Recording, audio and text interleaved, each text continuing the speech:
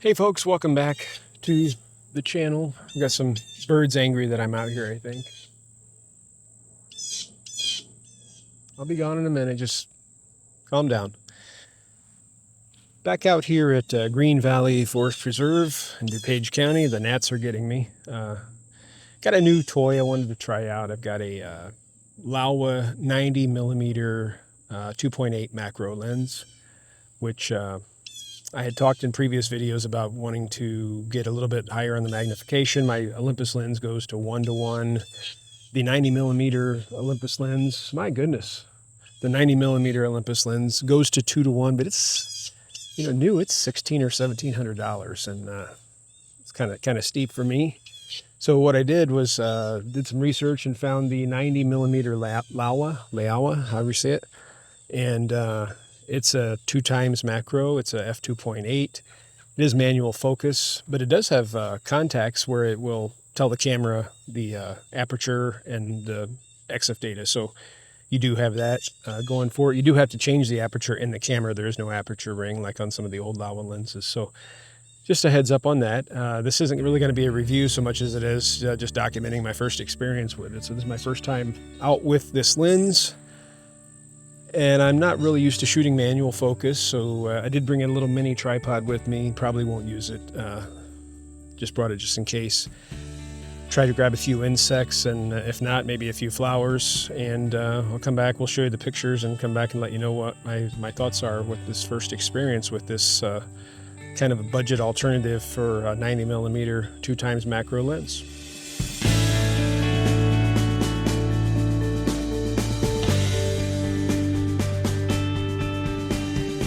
So here it is, got my mini small rig tripod there, and it's a bigger lens, so I am using a bigger flash.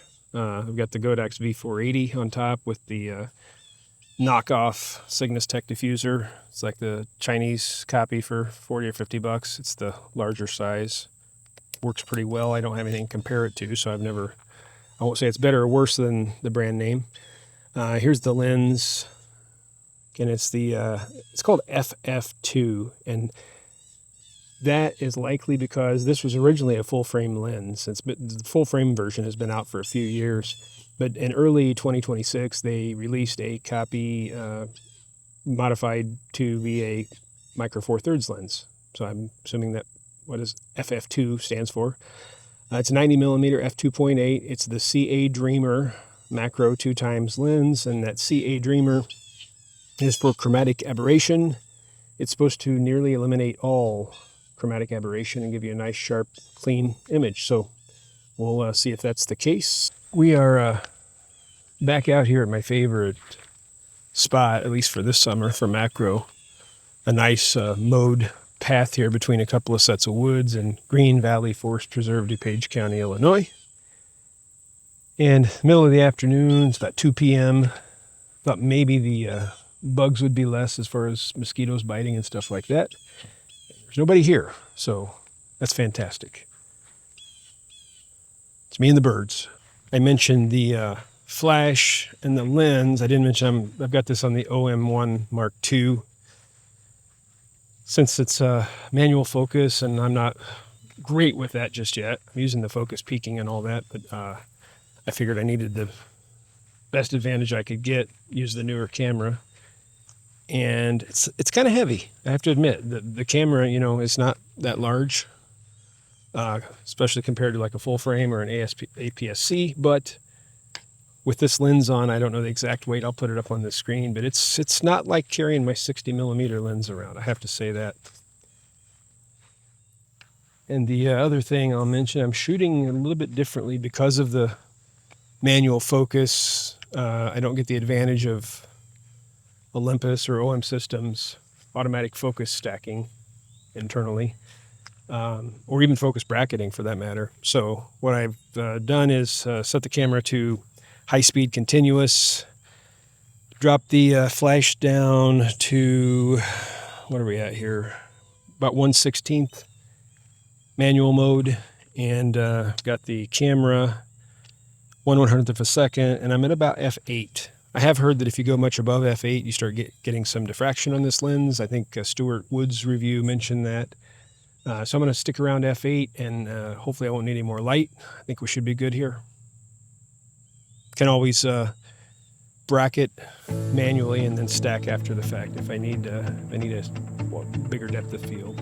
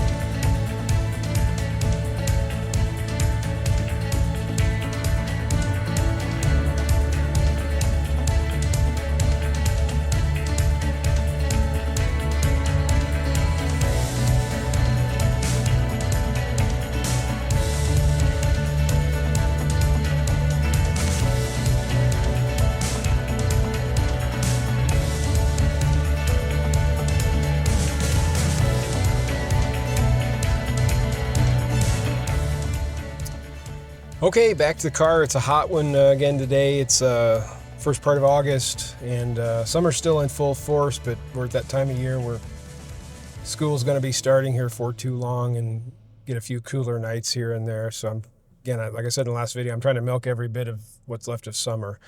What do you think of the photos there with the as far as how they looked? I was pretty happy with them myself. From a usage standpoint, I do have a couple complaints, I guess, but you can't have it both ways, so it's like give and take with everything else in photography. It's a little bit heavy. On a hot day like this, it's very humid, muggy, and carrying that extra weight. As far as the lens goes, you know, it's a bigger camera. It's the OM1 Mark II, smaller than full frame, but still bigger than like a pocket camera. And between that and the weight of the lens, it was kind of, you know, if I was going to carry it all day, I'd probably want a strap or a holster or something to put it on, because just holding it, hand kind of gets tired. The other thing, a lot of the experts say that to do like a focus stack or to guarantee a sharp shot, you should do the rock back and forth method. And I don't know if I'm just not steady enough, but I find that I could not do that successfully. What I had to do is actually use the focus ring. So I would, you know, turn with the focus peaking, I could see that, okay, the focus was at the beginning, you know, this end of the bug. I'd start taking continuous shots, bam, bam, bam, bam, bam, and then I'd turn the focus ring and try to get it to the other end and try to get shots in between there that can either be stacked or maybe one used as a sharp one. So I've heard people say that's not the best way to do it. I'll keep trying, but the rocking, I end up getting way off center and up and down, and maybe it's just my ADHD or something, I don't know. So what else with that? The weight, the focusing, manual focus is kind of tricky. I didn't really need the tripod today. I think that's going to be more for, you know, stationary subjects, things that really aren't moving. As far as the bugs, I mean, it's a lot to get something on a tripod and get it set and get it aimed in the right direction and focused and everything. So what are the positives? Just like every other Laowa lens I've tried, I have the 85mm for Canon RF mount. That's fantastic. This, sharp as can be, absolutely sharp as can be if you get the focus on. Also, the working distance is nice. The longer focal length gives you a little bit extra working space between the end of your lens and your subject you're photographing. That makes it a little bit easier to not scare bugs away and things like that. So that's the definite advantage of this one versus, say, there's a 50 or 60mm 2.8 for micro four thirds, but it's the smaller lens. And if I remember right, reading right, the working distance on that's like an inch or something like that. So you got to get the 2x macro, you got to get to within an inch of whatever you're taking a picture of. So this gives you, I'd say, anywhere 3 and 4 inches maybe at the 2x macro. So you've got some nice space there to get close enough that you're not necessarily, I mean, you're still going to scare some things away. I did today, but not everything. So I got a few decent shots there. At the end of the video here, after I'm done rambling on here, I'll throw up a few more pictures that I took. You don't always have to have flash for macro. Today's a bright sunny day. I was kind of back in the woods there for a little bit. Flash comes in handy for that reason, and for the darkness and for freezing action. But I did pop the flash off and took a few shots here at the end of the walk. And I'll show those as well. So they turned out, I think, fantastic as well. And it's actually easier to, part of that weight that I'm complaining about is that flash and that diffuser. So much easier to use without the flash attached, but there are times when you need a flash for, again, freezing the action or to give you some more light. So you don't have to go all the way down on your aperture or a really low shutter speed or high ISO. Any questions on it? Put them down below. It's a keeper. I'm going to keep the lens. I probably wouldn't want it to be my only macro lens because there are days when you just want a light setup, and that Olympus 60mm is perfect for that. I wouldn't want to get rid of it either. So this is a nice second macro lens, I guess you might say. And I'd buy it again for sure, as far as I'm concerned. I'm not a pro photographer here, but from my standpoint, it's definitely worth. I think it goes for like $4.99 on the new market. So if you can find it used, that's the best way to do it.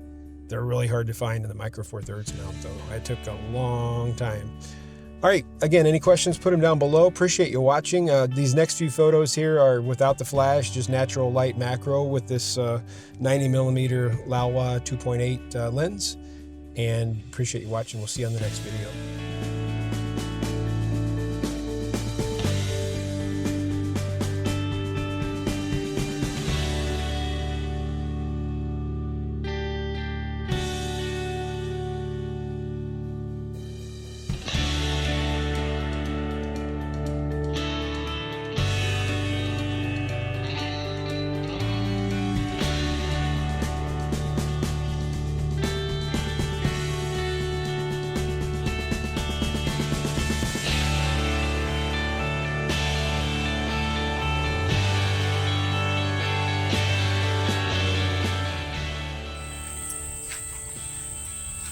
Hi everybody, welcome back to the channel. Oh, no, my mic on.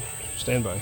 Coming up, I haven't made it yet, but I'm going to do a video about extension tubes versus the Raynox. All right, back to the car. It's a hot one. Actually, start that over because I need to put my mic up here.